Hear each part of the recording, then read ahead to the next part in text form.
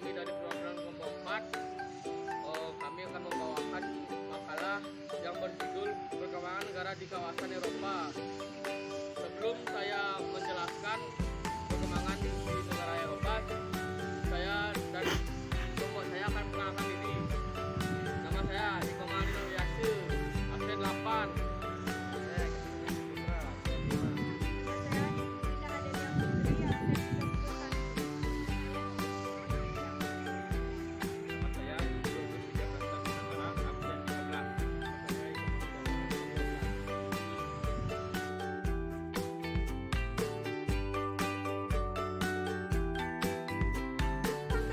Sekarang saya mau menjelaskan gambar umum Eropa Timur. Eropa Timur secara geografi adalah wilayah di bagian timur benua Eropa. Pada umumnya kawasan ini terletak di antara pegunungan Aral dan kuasanya serta perbatasan Rusia Barat, atau secara politik juga mencukupkan negara-negara yang berdekat dengan perbatasan Rusia Barat.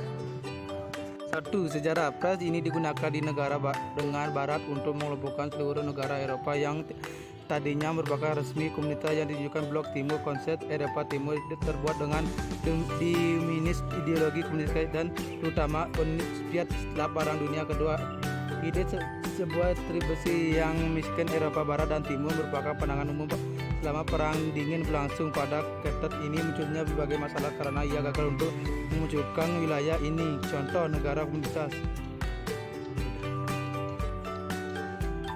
Contohnya, negara komunitas seperti Yugoslavia dan Albania menolak dikuasai oleh Moskow, tetapi kecualinya ini diajukan oleh banyak kalangan Barat. Lebih lanjut lagi, pandangan bahwa Eropa hanya sebagai penjadi Barat Timur diadakan prajurit oleh penduduk negara bagian timur Eropa sejak urutan tembok linding komunisme di seluruh Eropa. Iklim. Benua Eropa dapat dibedakan menjadi 4 wilayah iklim, yaitu sebagai berikut. Yang pertama, wilayah iklim sedang yang dipengaruhi oleh laut. Wilayah iklim yang dipengaruhi oleh lautan tersebar di kawasan pantai daratan dan kepulauan Inggris. B.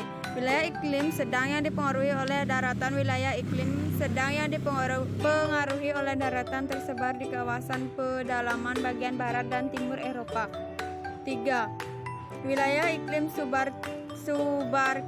Wilayah iklim subarktik terdapat di sekitar garis lingkaran kutub utara 66,5 LUD.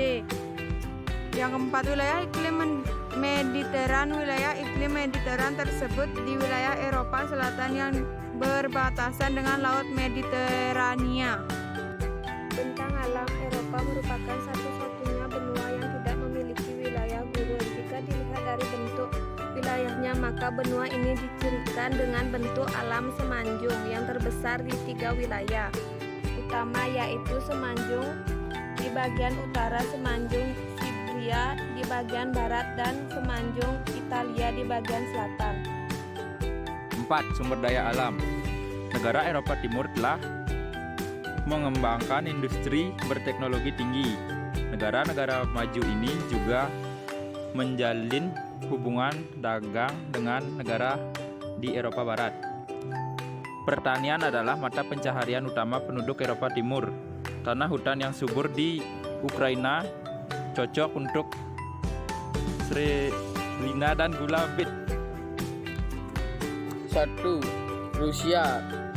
Sejarah Rusia diawali dengan perpindahan bangsa-bangsa Skandinavia yang dikenal sebagai bangsa yang dipimpin oleh tokoh legendaris Rurik yang menyeberangi laut Baltik serta pada tahun 862 memasuki kota Novgorod, memerintahkan di sana. Topografi wilayah Rusia berbeda pada benua Eropa, khususnya Eropa Timur sekitar benua Asia permainan bagian batas antara kedua benua. Wilayah paling luas adalah sungai, umumnya beriklim tundra karena letaknya di belahan bumi yang paling utara. Maka wilayah Rusia umumnya tertutupi dengan beberapa laut yang bebas. Ini laut beratas, Laut Putih, Laut Kara, Laut Sibira di timurnya merupakan bagian dari Arktik Utara serta Baring Laut Okhotsk. Jepangnya merupakan bagian terselenggara plastik yang di kawasan Rusia adalah negara yang sangat dingin. Batas-batas wilayah: 1. Perlawanan arah jarum jam dan barat-barat laut. 2. Perbatasan dengan Norwegiana, Finlandia. 3. Perbatasan dengan negara-negara Baltik, Latin, Estonia, Latvia, India, Gastruda, Ukraina. 4. Laut Hitam, Georgia, Armenia. 5. Laut Kaspia, Kazakhstan, Republik Rakyat Tiongkok, Mongolia, Korea Utara. 6. Samudra Pasifik Utara. 7. Di sebelah utara dengan Samudra Atlantik.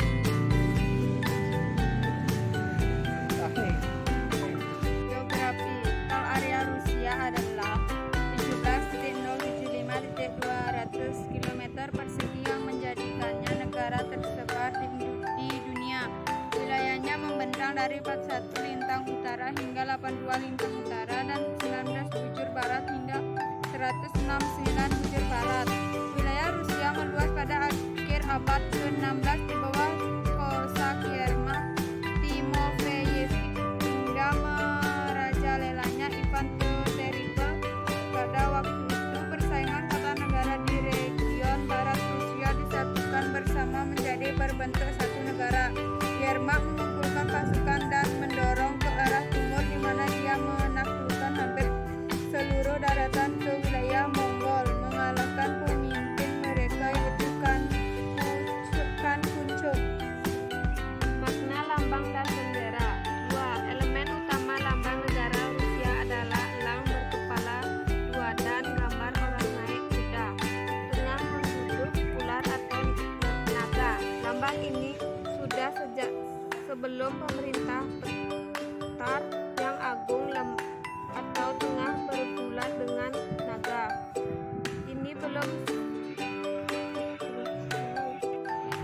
Ekonomi.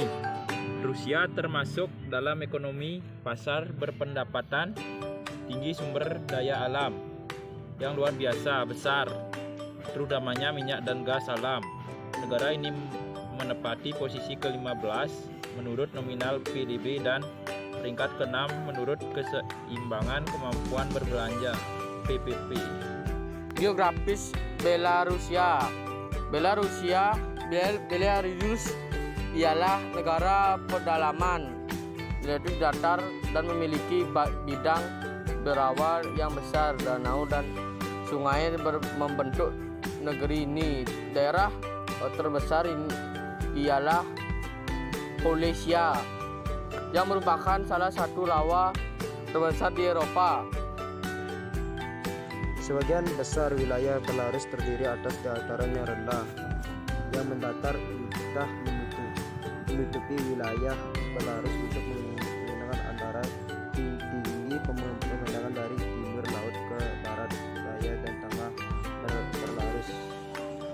Sejarah Belarusia. Istilah Belarusia mempunyai arti Rusia putih. Ada lagi yang menyatakan bahwa Belarusia bukan mempunyai arti Rusia putih. Bela artinya putih. Rus adalah intinya geografi dan politik yang berbeda dari Rusia. Rus menunjukkan tanah Selvi Timur yang sekarang memiliki bermasalah Rusia dan Ukraina. politik dan pembagian administratif Belarusia berstatus republik di atas kritis. Demonstrasi Rusia yang sudah berlangsung berabad-abad masih berlanjut pada era fase Covid.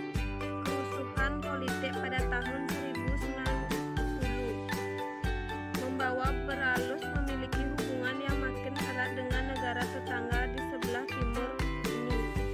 Ekonomi Belarusia. Sejak era Soviet, Belarus tidak banyak melakukan desentralisasi. Hampir 80% industri masih dipegang oleh negara. Sejumlah besar industri yang tadinya milik swasta telah dikembalikan menjadi milik negara sejak tahun 2005. Perbaikan pasar dan privatisasi bergerak sangat lambat. Negara ini memiliki sektor pertanian dan industri yang kuat dan sangat mengandalkan perdagangan dengan sekutu terdekatnya, yakni Rusia. Dampak bencana nuklir Chernobyl pada tahun 1986 masih terasa dalam bidang ekonomi dan kesehatan PDB. Perkiraan pada tahun 2015 adalah S81.627 miliar total dan pendapatan per kapita adalah S8711 dengan indeks Gini 26,5 dan IPM 0,786. Agama. Kebebasan beragama sangat dibatasi meskipun hal itu dijamin dalam konstitusi. Undang-Undang tahun 2002 menyatakan bahwa kelompok yang tidak terdaftar dianggap ilegal. Sementara pendaftaran itu sendiri berbelit-belit, sangat mahal dan kadangkala merupakan proses yang mustahil dijalani. Kelompok Protestan khusus sudah. Penutup, kesimpulan, negara maju adalah sebuah untuk negara yang menikmati struktur hidup yang relatif tinggi melalui teknologi tinggi dan ekonomi yang merata. Menentukan suatu negara tergolong negara maju atau negara berkembang tidak hanya dipandang dari sudut pandang per kapita negara tersebut. Sekian dari perwakilan kelompok kami. Kami ucapkan terima kasih pada Ibu Guru dan Bapak Guru. Dan saya ucapkan Happy New Year. Om Sari Om.